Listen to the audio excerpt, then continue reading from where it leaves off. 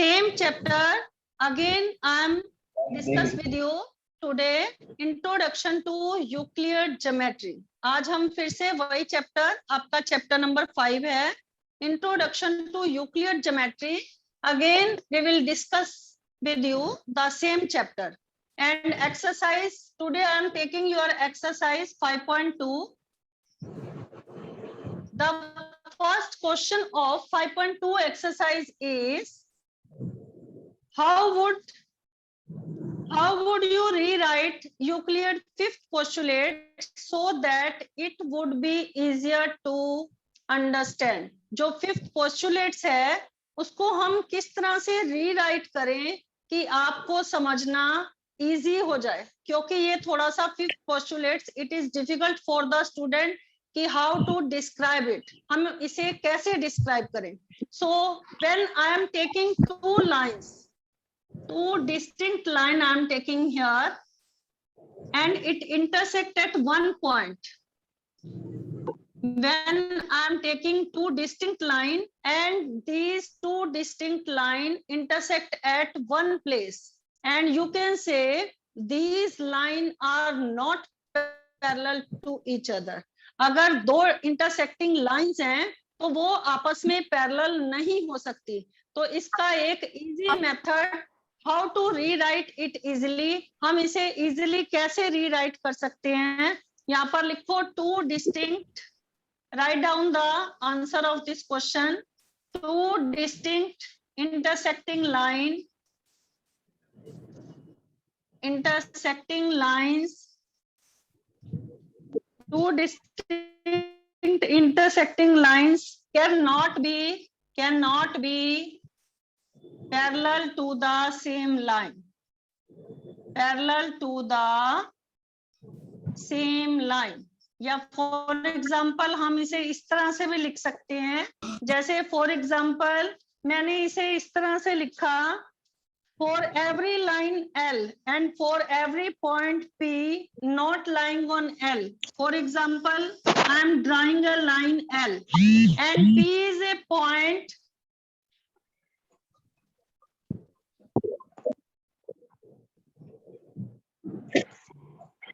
Udit Sindwani, Arjun Rana and Vatan, unmute yourself because there is too much disturbance from your side. Arjun Rana and Vatan. Vatan Deep 3686, roll number 40. Now, yes. The fifth postulates we can rewrite like this also. For every line L and P is a point not lying on L. One point P that is not lying on L. There exists a unique line M passing through P. एक unique line है which is passing through P. यहाँ पर एक मैंने line ले ली which is passing through, ये जो M line है that is passing through P and not parallel to the P. This line is not parallel to the P. You can say that this line जो हमने यहाँ P point से intersecting line से एक line और draw किया है, that is parallel to the L line also. We can explain the fifth postulates like this. You will see your page number 88 NCERT book in the summary. You can write the fifth postulates like this way or this way also. इसको किस तरह से हम लिख सकते हैं? For every line L, for every line L and for every point P and for every point P not lying on L, जो L के ऊपर लाई नहीं कर रहा, not lying on L, there exists a unique line, there exists a unique line passing through P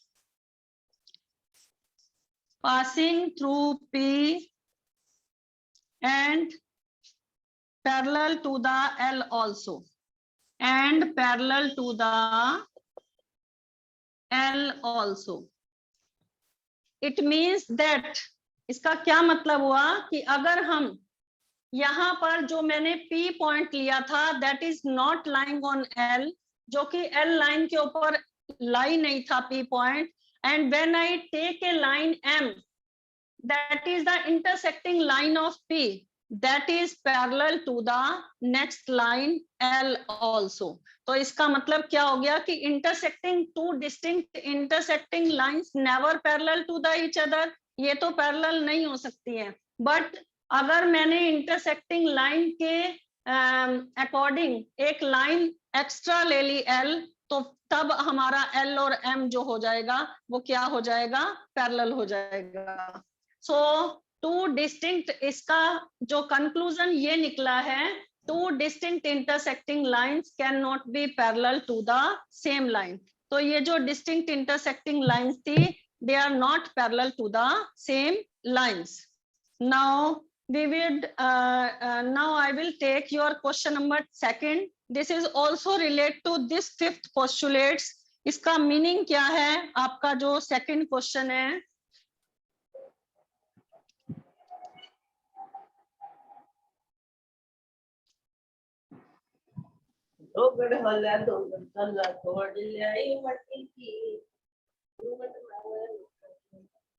Saloni, unmute yourself. Saloni, if I am audible to you, all the student, सब बच्चे अपने आप को म्यूट करके रखेंगे when the class is going on. जब आपकी class चल रही है तो mute yourself. Saloni.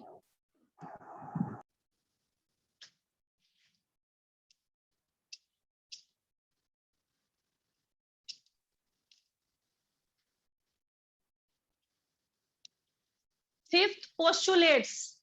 Does fifth postulates imply the existence of parallel lines? क्या fifth postulates parallel lines पर apply होती है? तो आप कैसे कहेंगे yes? इसका आंसर क्या देंगे आप? ये आपकी fifth postulates है.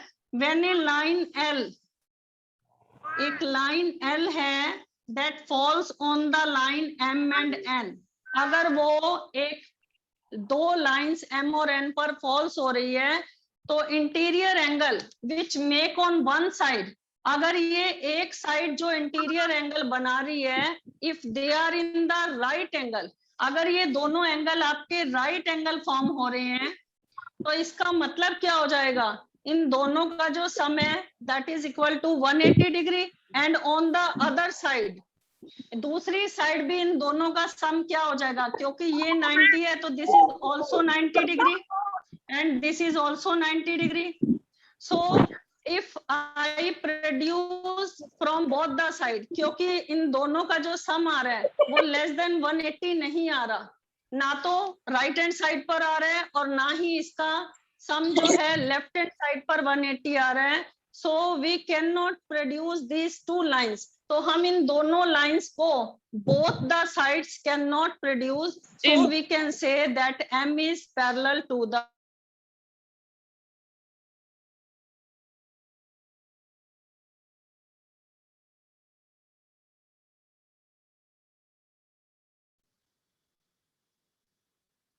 so we can say and M is parallel to the N. Again I am repeating, if a line L, write down the answer of solution of question number 2.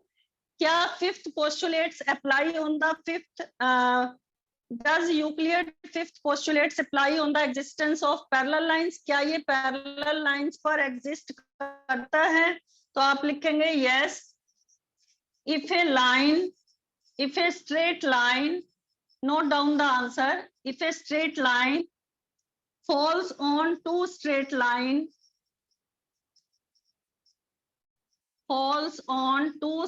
lines, M and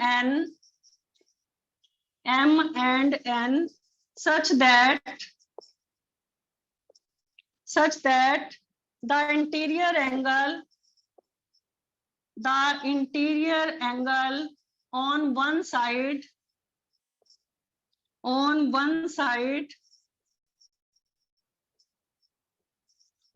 of L is two right angle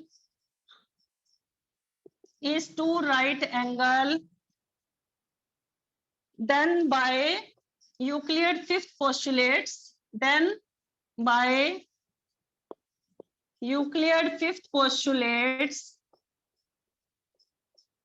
fifth postulates क्या exist करती है कि अगर दोनों side जो sum है वो 180 आ जाए, then the lines are parallel. So then by Euclid fifth postulates the lines will not meet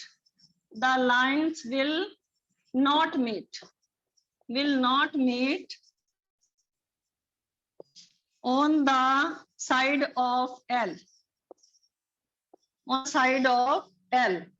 और अगर आपका एक साइड दो राइट एंगल हैं, अगर वो एक साइड मीट नहीं कर रहे हैं, अगर इस साइड मीट नहीं कर रहे हैं तो it means other side also don't meet, क्योंकि दूसरी साइड भी जो एंगल बन रहे हैं वो भी 90 एंड 90 वो भी क्या बन रहे हैं 180 बन रहे हैं.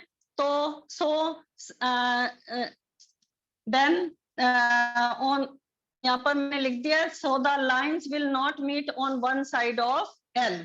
तो एक साइड अगर L के एक साइड नहीं मिले हैं तो then the sum of the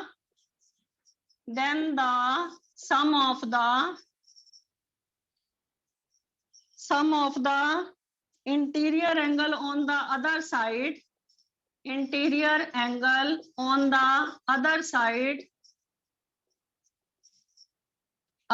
of L will also be two right angle.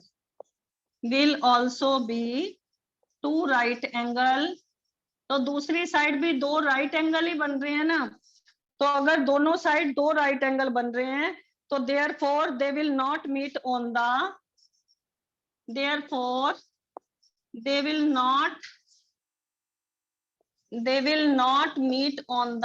other side also. तो वो दूसरी साइड भी मीट नहीं करेंगे. तो इसका मतलब क्या हो गया कि M और N never meet. So M and N never meet at any place.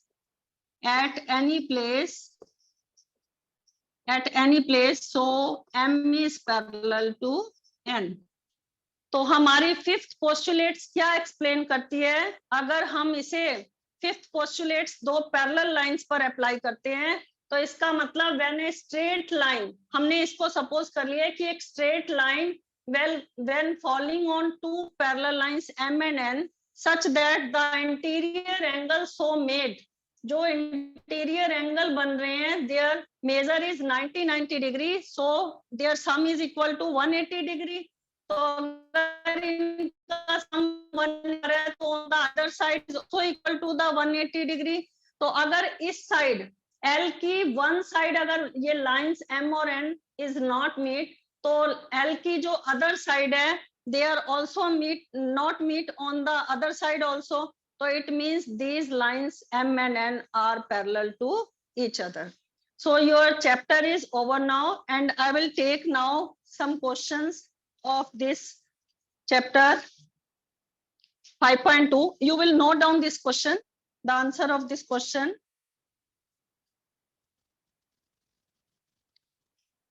Note करो इस क्वेश्चन को. Again I am repeating, if a straight line falls on two straight line, पहले हमने इसे पैरेलल नहीं लेट किया, पैरेलल बाद में हमने प्रूव करके दिखाया है कि M पैरेलल टू N है.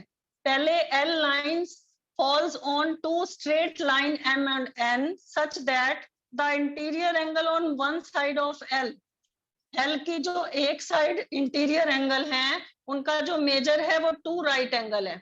तो अगर उनका मेजर टू राइट एंगल है then Euclid fifth postulates के अकॉर्डिंग क्या है, line will not meet on one side. ये जो लाइंस हैं वो एक साइड पर मीट नहीं करेंगी. अगर इस साइड पर मीट नहीं कर रही हैं then the other side is also equal to the 90 degree and their sum is 180 degree. Then they are also not meet on the other side also. तो अगर ये दूसरी साइड भी किसी प्लेस पर अगर मीट नहीं कर रही है, so our M is parallel to the N.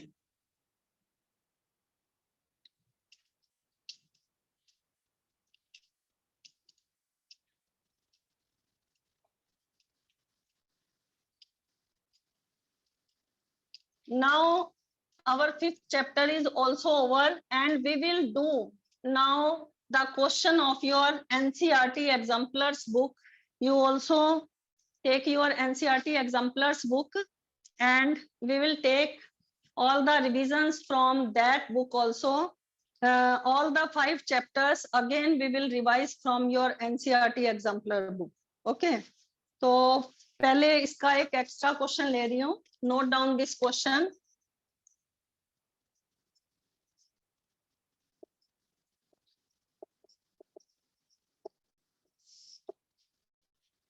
Question है, मैं यहाँ पर फिगर ड्रॉ कर रही हूँ. You draw the figure in your notebook. In this figure it is given angle 1 is equal to 3.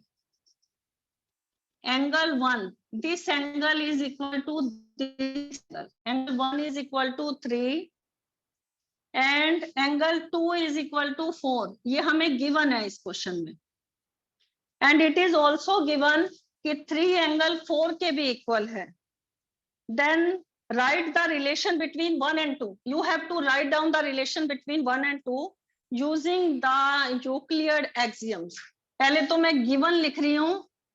क्या क्या given है फिगर में. In figure angle 1 is equal to angle 3, angle 2 is equal to angle 4 and angle 3 is equal to angle 4. एक तो हमें ये दे रखा है और एक ये दे रखा है कि एंगल 3 और 4. पहले तो एंगल 1 3 के बराबर है और 2 4 के बराबर है. Then another thing is given angle 3 is equal to 4 also. तो आपको अगर प्रूव करना है, write the relation between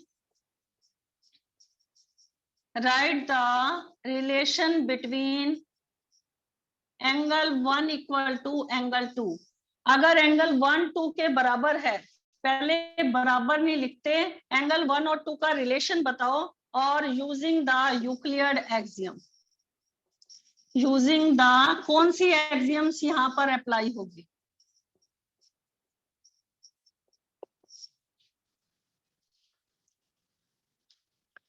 आपकी जो फर्स्ट एक्सियम्स है, things which are equal to the same thing are equal to one another. This is your axioms first. First axioms क्या है. अगर एंगल 1 3 के बराबर है, ध्यान से देखो, मैं सोल्यूशन भी कर रही हूँ साथ में, और एंगल 2 4 के बराबर है, और अगर 3 भी 4 के बराबर है, इट मीन्स अगर राइट हैंड साइड भी बराबर है, तो इन दोनों की लेफ्ट हैंड साइड भी क्या हो जाएगी, इक्वल हो जाएगी. तो कौन सी एक्सियम्स यहाँ पर अप्लाई हुई. थिंग्स विच आर, आपको ये लिखना पड़ेगा, things which are equal to the same thing, equal to the same thing are equal to one another, are equal to one another. Okay. अगर आपका 1 3 के बराबर है एंड 2 4 के बराबर है और 3 4 के बराबर है, angle 3 equal to angle 4, then angle 1 is also equal to angle 2. तो कौन सी एक्सियम्स अप्लाई हुई है. Things which are equal to the same thing are equal to one another. Okay.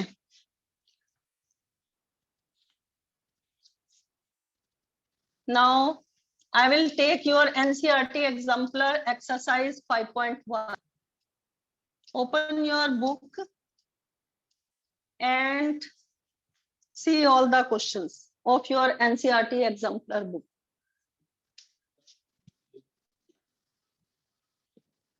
And note down the questions also in your notebook. Exercise 5.1. I am taking now from the NCERT exemplar book. Some questions.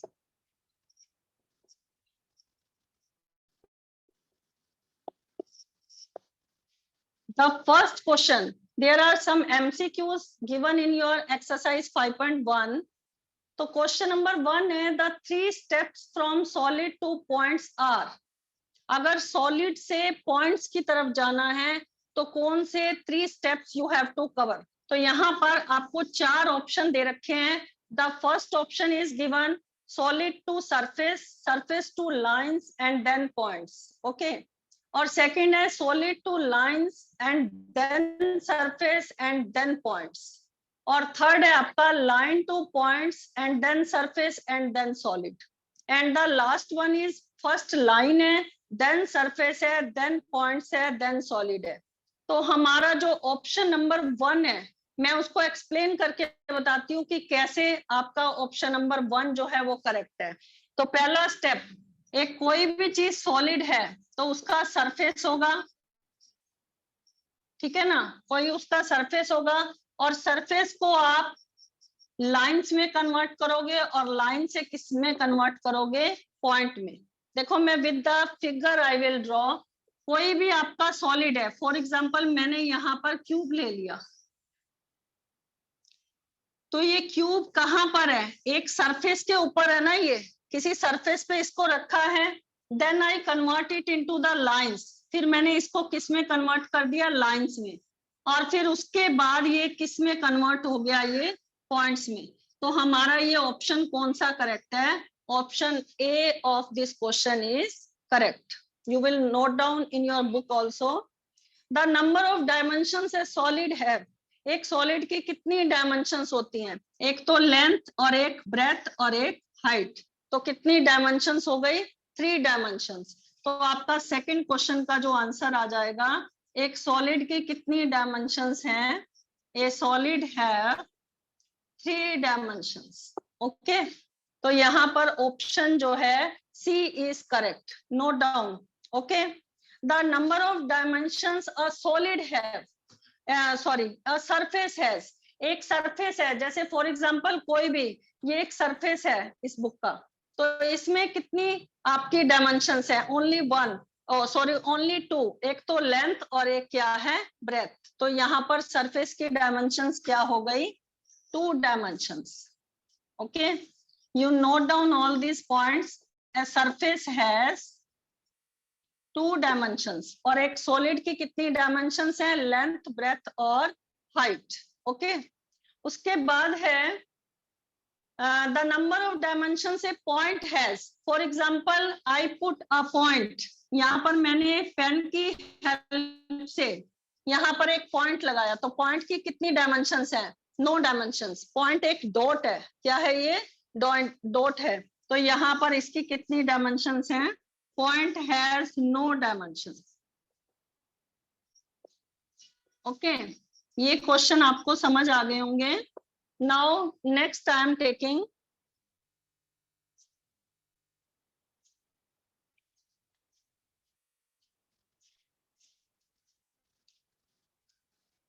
now you have to revise all the questions from the NCERT exemplar book also. Okay, your next question is Euclid divided the famous treatise the elements, जो book थी उसकी, क्योंकि starting में आपके पास जो undefined terms दे रखी थी, total उन्होंने अनडिफाइंड जो टर्म्स थी उनको क्या किया था, 7 एक्सियम्स और सॉरी हाँ 7 एक्सियम्स और 5 पोस्टुलेट्स में कन्वर्ट कर दिया था। तो उसमें एलिमेंट्स कितने थे बुक में, उसमें 13 चैप्टर्स इंक्लूड थे, ठीक है। तो उसमें जो चैप्टर्स थे यूक्लिड की जो ट्रीटाइज जो बुक थी उसकी एलिमेंट्स, उसमें कितने टोटल एलिमेंट वो चैप्टर्स थे, 13 चैप्टर्स थे। तो आपका क्वेश्चन नंबर जो बुक में 5 दे रखा है, the A option is correct, उसमें 13 chapters the elements, the elements book में, ठीक है। The total number of prepositions in the elements, उसमें प्रेपोजिशंस कितनी यूज हुई थी, यहाँ पर ऑप्शन दे रखा है 465, 460, 13 एंड 55। जब आप बुक की पूरी थ्योरी पढ़ोगे तो उसमें दिया हुआ है कि टोटल जो प्रेपोजिशंस यूज की थी यूक्लिड ने, वो 465 यूज की थी। कितनी प्रेपोजिशंस यूज की थी, 465. You note down all these questions. अब सॉलिड की जो बाउंड्रीज होती हैं, सॉलिड की जो बाउंड्री है जितनी भी, वो किससे कनेक्टेड होती हैं? सरफेस से, कर्व से, लाइन से या पॉइंट से? तो वो सरफेस से कनेक्टेड होती हैं, तो आप इसका आंसर क्या देंगे? सरफेस। बाउंड्रीज ऑफ सॉलिड जो हैं, बाउंड्रीज ऑफ सॉलिड, इसका ऑप्शन है कि वो किससे कनेक्ट होते हैं? सरफेस से, कर्व से, लाइन से या पॉइंट से? तो आप उसका आंसर क्या देंगे? That is connected with the surfaces. ठीक है। और सरफेस की जो बाउंड्रीज होती हैं वो क्या होती हैं? एक कोई भी सरफेस हम लेते हैं तो उसकी बाउंड्रीज क्या होती हैं? द बाउंड्रीज ऑफ सरफेस वो क्या होती हैं? वो कर्व होती है। तो यहाँ पर इसका आंसर हम क्या लिखेंगे? कर्व लिखेंगे। ओके। अब नेक्स्ट हमारा क्वेश्चन है, ध्यान से सुनना, ये भी आपका थियोरेटिकल पोर्शन में से ही दे रखा है एनसीईआरटी का। The Indus valley civilization about 3000 BC, the bricks used for construction the work are having the dimensions. जो वहां पर इंडस सिविलाइजेशन में जो ब्रिक्स, जो ईंटें यूज होती थी, उनकी रेशो को किस में डिवाइड कर रखा था उन्होंने? यहाँ पर ऑप्शन तो रेशो के दे रखे हैं, 1:3:4, नेक्स्ट दे रखा है 4:2:1, और नेक्स्ट दे रखा है 4:4:1, और डी ऑप्शन है 4:3:2। तो जो इसका करेक्ट ऑप्शन है वो है 4:2:1। You note down all these points. Okay. और एक पिरामिड जो एक सॉलिड फिगर है, उसका जो बेस होता है वो रेक्टेंगुलर भी हो सकता है, स्क्वायर भी हो सकता है, और ट्रायंगुलर भी हो सकता है। तो वो किसी भी पॉलीगन का क्या कहते हैं, फॉर्म होता है। तो यहाँ पर ऑप्शन डी जो है, because in the first option it is given only A triangle, in the second option it is given only a square, third option it is given only a rectangle, and the fourth option it is given any polygon. तो एक pyramid का जो base होता है that is in the shape of any polygon. Now pyramid के जो side faces होते हैं वो क्या होते हैं? वो ऑप्शन दे रखा है ट्रायंगल, स्क्वायर, पॉलीगन और trapezium. No, the side faces of the pyramid are in the shape of triangle. Okay. अब now next question देखो, ये आपका क्वेश्चन सॉल्व करके बताती हूँ। It is known that if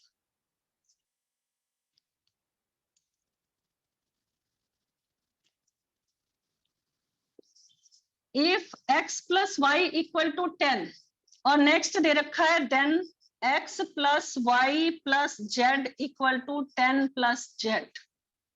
The Euclid axiom that illustrate this statement is, इसमें कौन सी जो है एक्सियम्स यूज हुई है? फर्स्ट में ऑप्शन 1 है फर्स्ट एक्सियम्स। फर्स्ट एक्सियम्स आपकी क्या थी?